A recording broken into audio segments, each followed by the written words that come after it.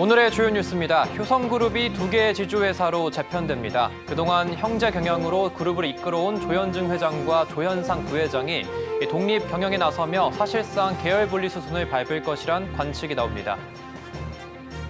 편의점 업계의 첫 노동조합이 탄생했습니다. 편의점 시우를 운영하는 BGF 리테일이 노조를 설립하며 업계에 어떤 영향을 미칠지 주목됩니다. 이마트의 기업형 슈퍼마켓 자회사인 이마트 에브리데이가 이마트와의 합병을 앞두고 처음으로 희망퇴직을 실시합니다. 근속 15년 이상 사원 167명이 대상입니다. 식품주의 주가가 연일 강세입니다. 삼양식품의 불닭볶음면 등 K식품이 해외에서 인기를 끌며 주가도 화답하고 있습니다.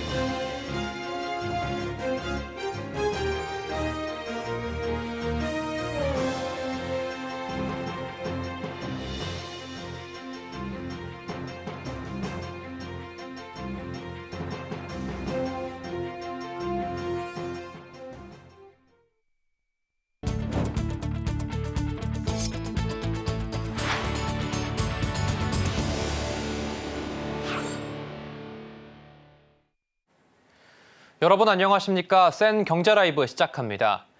효성그룹이 2개의 지주회사로 재편됩니다. 그동안 형제 경영으로 그룹을 이끌어온 조현준 회장과 조현상 부회장이 독립 경영에 나서며 사실상 계열 분리 수순을 밟을 것이란 관측이 나오고 있는데요.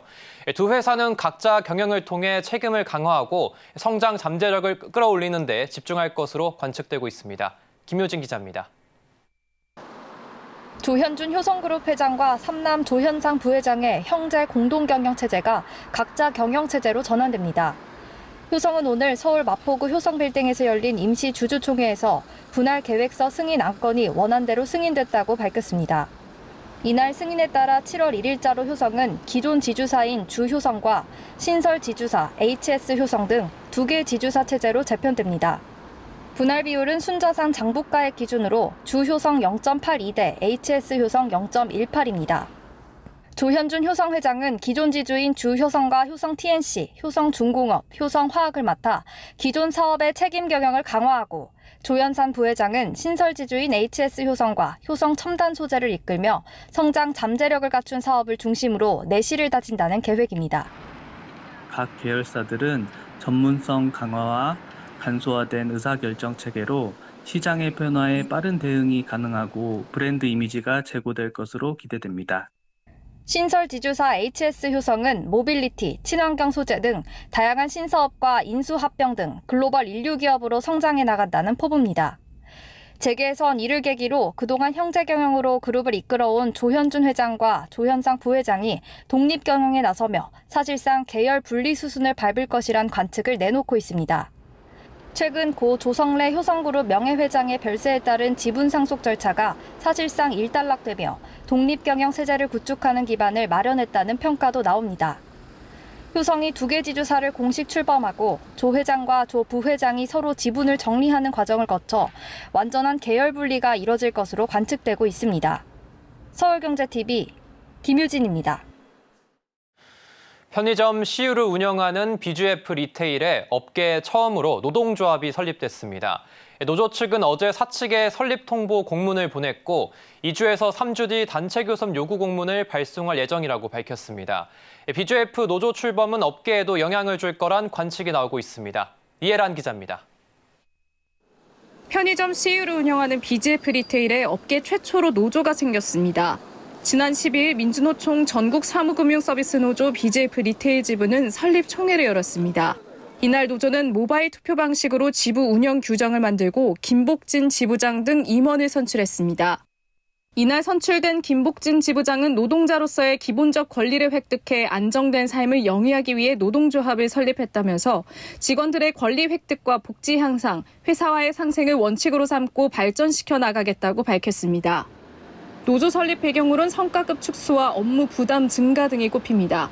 지난해 BGF 리테일은 매출 8조 2천억 원, 영업이익 2,532억 원의 실적을 거뒀습니다. 역대 최대 실적에도 직원들의 성과급 규모는 전년 대비 30%가량 삭감된 반면 홍석조 회장 일가는 높은 배당을 받아가면서 직원들의 불만이 쌓인 것으로 알려졌습니다. BGF 리테일 지부 노조 측은 전화통화에서 어제 사측에 노조 설립 통보 공문을 보냈고 현재 조합원 규모는 수백 명이라며 조합원들과 2, 3주가량 의견을 수렴해 회사 측에 단체 교섭 요구 공문을 발송할 예정이라고 전했습니다. 편의점 유통 채널 특성상 직원들이 서로 나눠져서 근무를 해서 서로 뭉쳐서 노조를 생기기 어려웠던 부분이 있었던 거고요. CU가 생김으로써 다른 편의점에 근무하는 직원들도 하급 효과를 올릴 것 같고. 전문가들은 편의점 특성상 노동조합 출범이 어려웠지만 이번 BGF 리테일의 노조 설립으로 타 편의점 등 업계에서 전반적인 영향을 받을 거란 관측을 내놨습니다. 서울경제TV 이혜란입니다. 이마트의 기업형 슈퍼마켓인 이마트 에브리데이가 이마트와의 합병을 앞두고 첫 희망퇴직을 시행합니다. 희망퇴직은 근속 15년 이상 사원을 대상으로 합니다.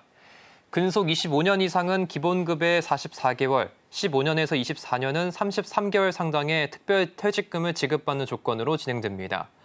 여기에 2,800만 원의 전직 지원금과 퇴직 후 10년간 5에서 7%의 이마트 에브리데이 쇼핑 할인 혜택을 함께 제공합니다. 희망퇴직을 원하는 직원은 이달 24일까지 신청할 수 있고 선정된 직원은 30일자로 퇴직하게 됩니다. 이마트 에브리데이의 희망퇴직 시행은 신세계그룹에 인수된 2011년 이래 처음입니다. 이마트는 앞서 지난 3월 창사 이래 처음으로 근속 15년 이상의 직원을 대상으로 전사적 희망퇴직을 받은 바 있습니다. 이번 희망퇴직은 다음 달 1일에 이마트의 흡수합병을 앞두고 조직 쇄신을 위한 목적이라는 관측이 나오고 있습니다. 스테이지 X의 제사 이동통신 사업자 선정이 자본금 납입 미이행으로 취소될 예정입니다. 처음 약속한 만큼 자본금을 납입하지 않았고 주주 구성도 달라졌다는 이유에서입니다. 과학기술정보통신부는 오늘 주파수 할당 대상 법인 선정 취소 여부를 최종 결정하기 위한 청문 절차를 개시한다고 밝혔습니다. 행정절차법에 따른 청문을 거쳐 취소 여부가 최종 결정됩니다. 스테이지 X는 지난 1월 말 5G 신규 사업자 대상 28GHz 대역 주파수 경매에서 4,301억 원을 써내며 주파수를 낙찰받았고 이후 할당 대상자로 선정됐는데 4개월여 만에 무산 수순을 밟게 된 겁니다. 이로써 정부의 제사 이통 추진 사업은 원점으로 되돌아가게 됐습니다. 과기정통부는 한 달여간 서류를 검토한 결과 이 법에서 정한 사항들을 이행하지 않아 최종적으로 선정 취소 절차를 밟게 됐다고 설명했습니다. 여러 차례 추가적인 해명과 이행을 요구했지만 스테이지 X가 이를 충족시키지 못했다고 덧붙였습니다. 식품주의 주가가 연일 강세입니다. 삼양식품의 불닭볶음면 등 K푸드가 해외에서 인기를 끌면서 실적 기대감이 커지고 있는데요. 과거 전형적인 내수주로 꼽히던 식품주가 이제는 수출주로 변모한 모습입니다. 김혜영 기자입니다. 삼양식품이 장중 3거래일 연속 52주 신고가를 갈아치웠습니다. 오늘 삼양식품은 5.7% 오른 64만 7천 원에 마감했습니다. 미국과 유럽을 필두로 불닭볶음면의 인기가 치솟으며 실적과 주가 모두 우상향 곡선을 그리고 있습니다. 삼양식품은 올해 160%가 넘는 주가 상승세를 시현하고 있습니다. 이에 더해 증권가는 추가 상승 여력을 점치고 있습니다. 키움증권은 삼양식품의 목표 주가를 기존 66만 원에서 83만 원으로 올렸습니다. 올해 2분기 영업이익 전망치는 지난해 동기 대비 84% 증가한 812억 원으로 추정하고 있습니다. 사조 대림은 오늘 상한가를 기록했습니다. 미국의 냉동김밥 3종을 수출한다는 소식이 주가를 끌어올렸습니다. 최근 냉동김밥은 미국 시장에서 품절 사태를 빚는 등 인기 식품으로 자리하고 있습니다. 바나나 맛 우유와 메로나를 앞세워 11년 만에 최고가를 경신한 빙그레도 주목받고 있습니다. DS증권은 미국 코스트코 전 점포에 메로나가 유통돼 해외 매출이 급성장 중이라며 K 콘텐츠에 등장하며 시장 지위를 확대하고 있다고 평가했습니다. 이 가운데 증권가는 단기 모멘텀이 아닌 중장기적인 관점에서 주목해야 한다고 조언합니다. NH투자증권은 팬심과 가성비를 기반으로 K푸드 수출이 구조적으로 성장할 가능성이 크다고 내다봤습니다. 서울경제TV 김혜영입니다. 지난달 은행권 가계대출이 주택담보대출 증가 영향으로 총 1,110조 원에 육박하며 역대 최대를 경신하자 금융당국이 긴급점검에 나섰습니다. 당장 다음 달부터 금리 인상을 전제로 대출금 규모를 책정하는 스트레스 DSR 제도가 2단계로 확대 시행되는데 이 가계대출 억제 효과가 있을지 관심이 모아지고 있습니다. 이연아 기자입니다. 지난달 은행 가계대출 총 잔액은 1,109조 6천억 원으로 역대 최대를 경신했습니다. 가계대출 증가를 견인한 것은 주택담보대출입니다. 한국은행이 발표한 5월 금융시장 동향에 따르면 가계대출은 한 달 만에 6조가 증가했는데 7개월 만에 최대 폭입니다. 6조 가운데 5조 7천억 원이 주택담보대출이고 신용대출이 포함된 기타 대출이 3천억 원으로 집계됩니다. 금융당국은 급격한 가계대출 증가에 대해 하반기 금리 인하 기대감과 은행권의 주택담보대출, 디딤돌과 버팀목 등 정책성 대출이 직접적 영향을 미친 것으로 분석했습니다. 당국은 무엇보다 가계대출 증가 속도에 주목하고 있습니다. 지난 12일 금융위원회 주재 금융감독원, 한국은행, 5대 시중은행 등과 함께 가계부채 점검회의를 열고 향후 관리 방안과 리스크 요인 등에 대해 논의했습니다. 당국은 가계부채 증가세가 더 확대될 가능성까지 전망하며 차주의 상환 능력을 감안한 대출이 중요한 시점임을 강조했습니다.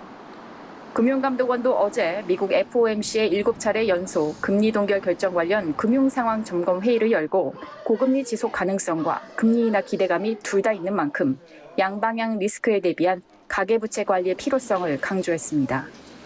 가계부채를 둘러싼 우려의 목소리가 높아지는 가운데 다음 달부터 스트레스 DSR 2단계가 확대 적용되면서 주택담보대출과 신용대출의 문턱이 더욱 높아지게 됩니다. 스트레스 DSR은 대출을 받은 후에 금리가 오른다는 전제를 두고 차주의 상환 부담액을 추산, 대출금 규모를 정하는 제도입니다. 기존 은행 주택담보대출에만 적용된 스트레스 DSR이 다음 달부터 은행 신용대출과 이금융권 주택담보대출로 확대되는 겁니다. 또 가상금리 적용 비율도 기존 25%에서 50%로 늘어납니다. 당국은 가계대출 억제 효과를 기대하고 있지만 갭 투자 수요가 변수로 지목됩니다. 서울경제TV 이연아입니다. 고신용자들이 이금융권으로 몰리면서 저신용자와의 대출 양극화 현상이 심화하고 있습니다. 신용점수 900점대 고신용자가 이금융권에서도 돈을 빌리지 못해 카드론으로 몰리자 저신용자들의 대출 문턱은 더욱 높아지고 있습니다. 김도하 기자의 보도입니다.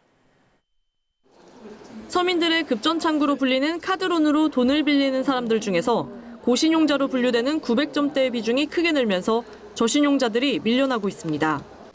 신용점수 인플레이션 현상이 심화하면서 연쇄적으로 대출 허들이 높아지고 있는 겁니다. 코리아 크레딧 뷰로에 따르면 지난해 말 기준 신용점수 950점 이상 초고신용자는 1,314만 명에 달합니다. 1년 만에 147만 명 넘게 늘었습니다. 신용점수 900점 이상은 2,149만 3,046명으로 43.4%에 달합니다. 하지만 통신비나 건강보험료 납부 등 비금융 정보가 신용점수에 반영돼 실제 신용도가 개선된 건 아니라는 지적이 나옵니다. 카드사들은 건전성 관리를 위해 우량한 대출자 위주로 카드론을 취급하고 있는데 이 중에서도 옥석을 가리는 데 집중하고 있습니다. 신용평가를 할 때 점수가 너무 인플레가 심하다 보니까 변별력이 없잖아요. 이런 사람들이 향후에 어떻게 요즘 우량등급이 아니네? 라고 생각이 들면 변별력 없이 평가하는 게 좀 문제가 되는 거죠. 전문가들은 신용점수 인플레로 중저신용자들이 불법 사금융 등 제도권 밖으로 밀려날 우려가 있다며 현행 법정 최고금리를 손질할 필요가 있다고 지적했습니다. 근본적인 해법은 법정 최고금리를 기준금리에 연동돼서 변화하게 만들어주는 것입니다. 법정 최고금리가 기준금리가 상승하게 되면 결국은 중저신용자들이 등록대부업체에서 대출을 받을 수 있게 되어가지고 불법 사채 시장으로까지 떠밀려 나가는 상황을 막을 수 있기 때문입니다. 고금리와 경기 침체가 지속되면서 취약계층을 위한 포용금융의 역할론에 다시 관심이 쏠립니다. 서울경제TV 김도아입니다. 건설 경기 침체에 공공공사마저 건설사들로부터 외면받고 있습니다. 통상 공공공사는 공사비를 제때 받을 수 있어 안전한 사업으로 여겨졌지만 터무니없이 낮은 공사비에 건설사들이 참여를 꺼리는 건 물론 더 이상 공사를 할 수 없다며 중단하는 일까지 벌어지고 있는 겁니다. 이지영 기자입니다.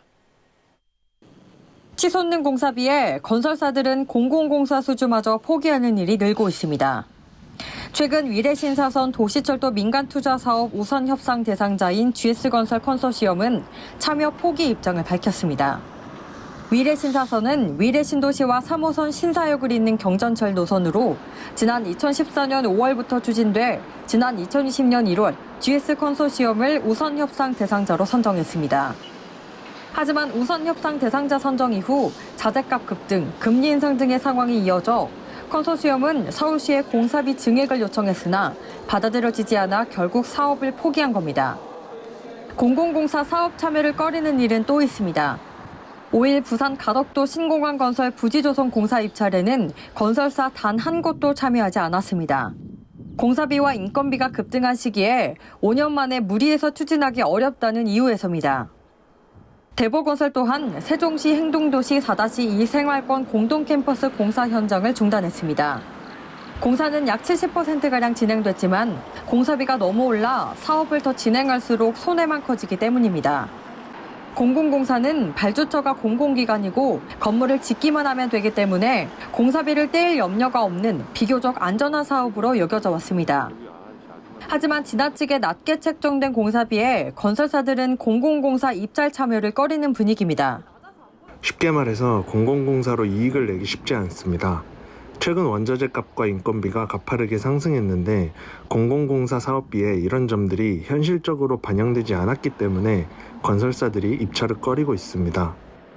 최근 국토교통부가 건설경기 회복 지원 방안에서 적정 공사비 반영 등의 방안을 내놓긴 했지만 공사비 현실화 방안을 보다 구체적으로 마련할 필요가 있어 보입니다.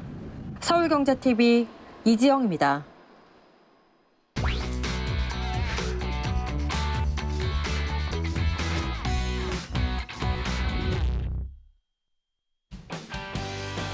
위클리비즈 황혜은입니다. 세일 상품을 쇼핑할 때 할인율은 높지만 왠지 비싸게 느껴졌던 적 있으시죠? 최근 무신사에는 정가를 미리 올려놓고 세일 기간 할인율을 높여 크게 깎아주는 척하는 브랜드들이 많다고 소비자 불만이 나오기도 했는데요. 무신사는 이러한 할인율 눈속임 판매를 방지하기 위해 높은 할인율을 적용하는 상품에 관한 모니터링을 강화하겠다고 밝혔습니다. 할인 행사를 앞두고 브랜드 측에서 상품 판매가를 인상하는 행위, 신제품을 발매하자마자 높은 할인율을 적용하고 오랜 기간에 걸쳐 상시 할인 판매하는 행위를 모니터링한다는 건데요. 10년 전에도 한 백화점에서 명품 브랜드 가방 할인율을 과장해 판매했던 사건이 있었는데 지금도 이러한 수법이 이어지고 있는 모습입니다. 무신사가 이번을 계기로 소비자 불신을 끊어내길 기대합니다. K-뷰티 혁명을 중소기업 그리고 신생기업이 이끌고 있다는 소식입니다.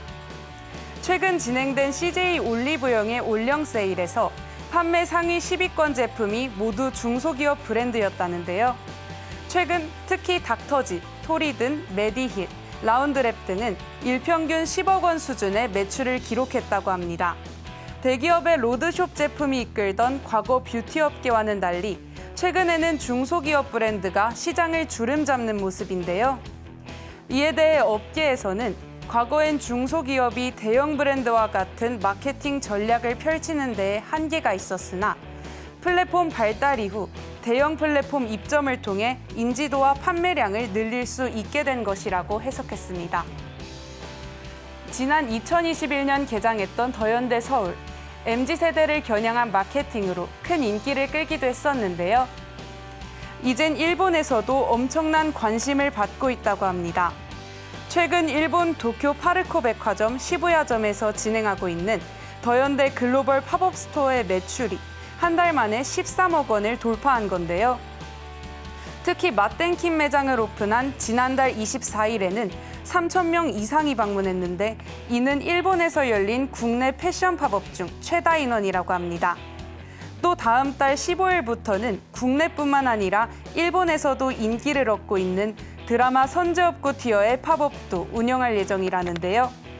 일본에서의 K 콘텐츠 인기가 대단해 이번 팝업도 큰 관심을 끌 수 있을 것으로 예상됩니다. 최근 고물가에 가성비 제품을 찾는 소비자들이 늘어나고 있는데요. 이에 편의점 세븐일레븐이 이달 초에 출시했던 1,000원 맥주, 덴마크산 프라가 프레쉬가 엄청나게 흥행하고 있다고 합니다. 특히 판매를 시작한 5일 만에 25만 캔 분량의 재고가 모두 소진되어 현재는 발주가 중단된 상태라는데요. 이러한 1,000원 맥주의 인기는 지난 4월 세븐일레븐에서 1,000원에 선보였던 스페인산 버지미스터 완판 사례를 통해서도 알 수 있습니다. 편의점 업계는 고물가 속에서 최저가 상품으로 고객층을 확대해 나갈 방침인데요. 앞으로는 어떤 최저가 상품이 나올지 관심이 집중되고 있습니다. 위클리 비즈였습니다.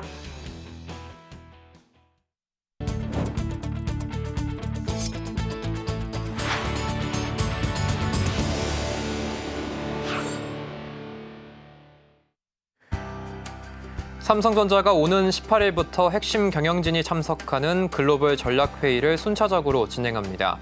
이재용 회장이 2주간의 미국 출장에서 아마존, 메타, 퀄컴 등 CEO들과 연쇄회동을 하며 AI 신생태계 연합 구축에 나선 가운데 삼성 주도의 빅테크 협력 모델이 구체화될지 주목됩니다. 증권가에서 정몽구 현대차그룹 명예회장의 사망설이 돌자 현대모비스의 주가가 급등했습니다. 이날 현대모비스는 장중 14.45%까지 뛰면서 25만 3,500원까지 치솟기도 했습니다. 현대차그룹은 정 명예회장 관련 소문에 전혀 사실 무근이라고 밝혔습니다. 경찰이 LS전선의 해적 케이블 생산 공정 도면이 경쟁사로 유출됐다는 혐의를 잡고 수사에 나섰습니다. LS전선은 약 20년간 해적 케이블 공장과 R&D 등에 약 1조 원을 투자해왔다며 기술 유출이 사실일 경우 회복이 어려운 손해를 입어 피해가 막대하다는 입장을 내놨습니다. 두산 밥캣이 북미 시장 건설 장비 수요 증가에 대응하기 위해 멕시코 신공장을 짓습니다. 4천억 원이 투자된 두산그룹의 첫 멕시코 공장으로 오는 2026년 공사를 완료한다는 목표입니다.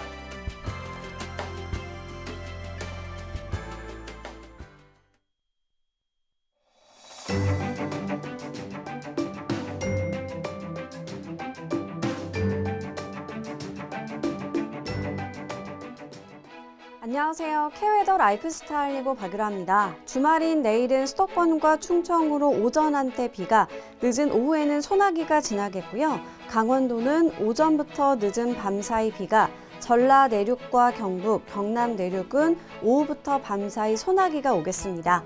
양은 중부와 경북에 5에서 40, 그 밖의 지역은 5에서 20mm가 되겠습니다. 한편 일요일은 대체로 구름 많겠습니다.